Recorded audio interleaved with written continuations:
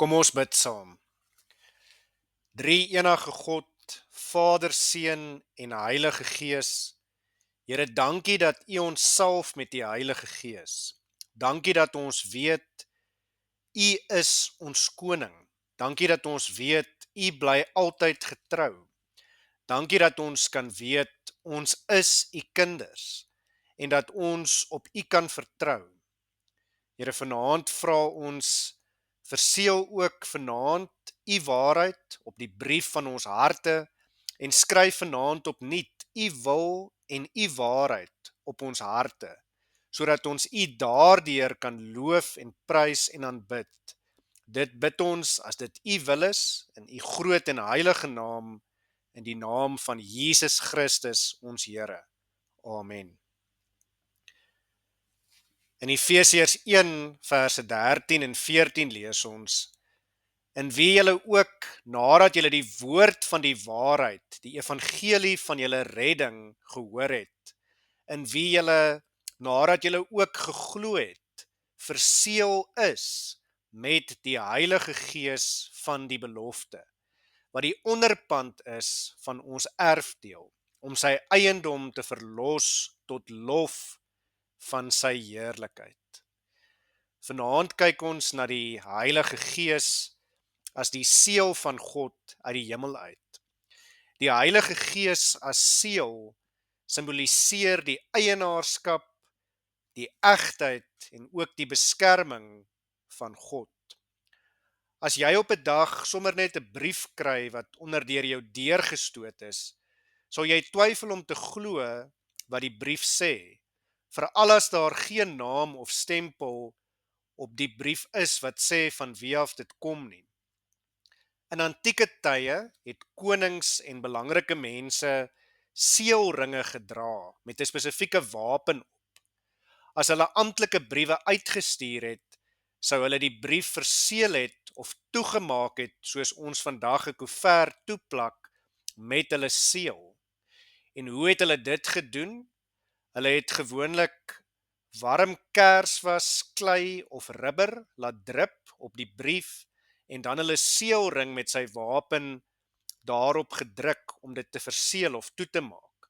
En so het almal dan geweet van wie af die brief kom. Net so is die Heilige Gees ook die seël van God op ons harte. Paulus skryf in 2 Korintiërs 3 vers 3, omdat julle duidelik 'n brief van Christus is, deur ons diens berei, geskrewe nie met ink nie, maar met die Gees van die lewende God, nie op kleitafels nie, maar op die vleestafels van die hart. Die Heilige Gees verseël ons verlossing deur geloof in die waarheid van die blye boodskap, die evangelie. Deur die waarheid wat in die blye evangelie aan ons verkondig word. Die Heilige Gees is die seël van God die Vader op ons harte en op ons lewens. Die Heilige Gees is die seël wat ons help om nie te twyfel nie, maar om te weet ons is God se kinders en ons kan en moet ook verseker wees van ons redding en ons verlossing. Een van die grootste werke wat die Heilige Gees dus verrig, is om ons te verseker van ons verlossing en ons redding. Ek hoor baie dat mense bang is en twyfel of hulle werklik gered is, en mense twyfel of hulle werklik kinders van God is. Maar hier is die wonderlike. Ons moenie en ons hoef ook nie te twyfel nie. In Romeine 8 verse 15 tot 17 lees ons: want julle het nie ontvang 'n gees van slawerny om weer te vrees nie, maar julle het ontvang die gees van aanneming tot kinders, deur wie ons roep, Abba Vader. Die Gees self getuig saam met ons gees dat ons kinders van God is. En as ons kinders is, dan ook erfgename. Erfgename van God en mede-erfgename van Christus. As ons naamlik saam met hom ly, sodat ons ook saam met hom verheerlik kan word. Die Heilige Gees is die een wat die reddende werk van Jesus Christus in ons lewens en op ons harte verseël. Die Heilige Gees is die een wat ons verseker dat ons aan die Vader behoort. Die Heilige Gees gee aan ons die vertroue om te weet, Jesus is ons Here en Koning en ons behoort aan hom. Die Heilige Gees is die een wat praat teen die stemme van twyfel en vrees en leuns, wat ons uiteindelik wil laat glo dat ons 'n God dien wat nie omgee nie en wat nie in ons lewens betrokke is nie en wat nie vir ons lief is nie. Maar die Heilige Gees oortuig ons van die teendeel, dat God ons so lief gehad het dat hy sy eniggebore seun gegee het, sodat elkeen wat in hom glo nie verlore mag gaan nie, maar die ewige lewe sal hê. In 2 Korintiërs 1 verse 21 en 22 lees ons: Maar hy wat ons saam met julle bevestig in Christus en ons gesalf het, is God. Hier word van die Heilige Gees gepraat. En in vers 22 lees ons verder: wat ons ook verseël het en die Gees as onderpand in ons harte gegee het. Sien, die Heilige Gees is as te ware God se dubbele deposito. Die eerste deel is die deposito wat ons verseker dat ons aan God behoort. En die tweede is dat ons dan ook verseker kan wees dat as ons sterf, ons by God sal wees. Dit is soos die troupand wat by die troue by die verloofring gesit word as 'n dubbele bevestiging dat die bruidegom nie net die bruid wil neem tot sy vrou nie, maar inderdaad ook neem. In die Joodse kultuur is dit die pa van die bruidegom wat gewoonlik die bruid vir sy seun kies. Wat hy dan sou doen, is hy sou met 'n geskrewe kontrak na die bruid se familie gaan en as hulle klaar geteken het, was dit die gebruik dat hy 'n geskenk sou gee aan die vader van die bruid. Daardie geskenk het gedien as 'n deposito vir die bruid. Dit was 'n bewys van die bruidegom se intensie om te trou. En sien, net so het God die Vader die kerk uitgekies as bruid vir sy seun Jesus Christus wat die bruidegom is, en net so is die Heilige Gees die geskenk of die deposito van ons versekering dat ons aan God behoort en dat hy weer kom om ons te kom haal. Omdat die Here Jesus Christus die dood verslaan het deur op die derde dag uit die dood uit op te staan, daarom kon hy opvaar na die hemel en kon Christus as koning van die konings sy seël op ons sit. En daardie seël is die Heilige Gees. In 2 Korintiërs 5 verse 2 tot 5 lees ons: want om hierdie rede sug ons ook en verlang om met ons woning uit die hemel oorkleed te word. As ons ten minste gekleed en nie naak bevind sal word nie. Want ons wat nog in die tent is, sug en voel beswaard, omdat ons liewer nie ontklee nie, maar oorklee wil word, sodat die sterflike deur die lewe verslind kan word. Maar hy wat ons juis hiervoor toeberei het, is God, wat ons ook die Gees as onderpand gegee het. So behoort die kerk, die bruid van Christus, ook te verlang na die ewige bruilofsmaal, waar sy vir ewig saam met Christus haar bruidegom sal wees. Die wonderlike is, die Heilige Gees is die onderpand of die troupand wat reeds gegee het, en daarom hoef ons nie te twyfel aan daardie werklikheid nie.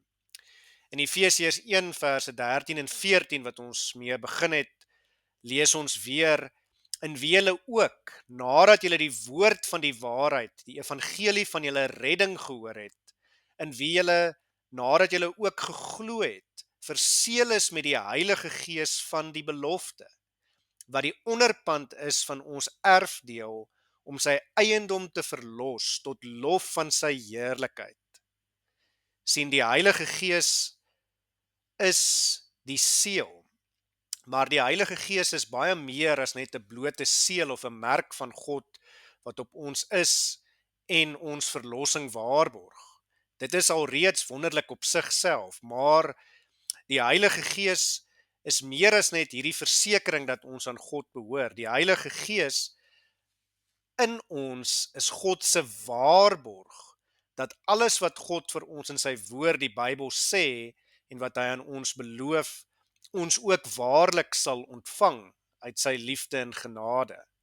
Al beleef ons nou moeilike tye, pyn en hartseer en swaar kry en al die gevolge van die sonde van die mens, kan ons wel weet, ons is op pad na 'n beter wêreld en die Heilige Gees oortuig ons daarvan. Hy is die seël van daardie belofte. Dit is 'n waarborg en die Heilige Gees is die seël of die merk van daardie waarborg, van daardie brief, daardie kontrak wat uiteindelik verseël is met die seël van die Heilige Gees.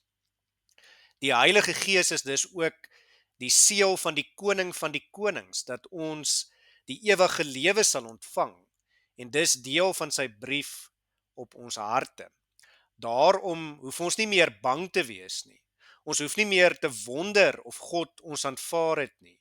Maar die Heilige Gees wat in ons harte woon, is die seël en die waarborg dat ons God se kinders is op die brief van ons harte.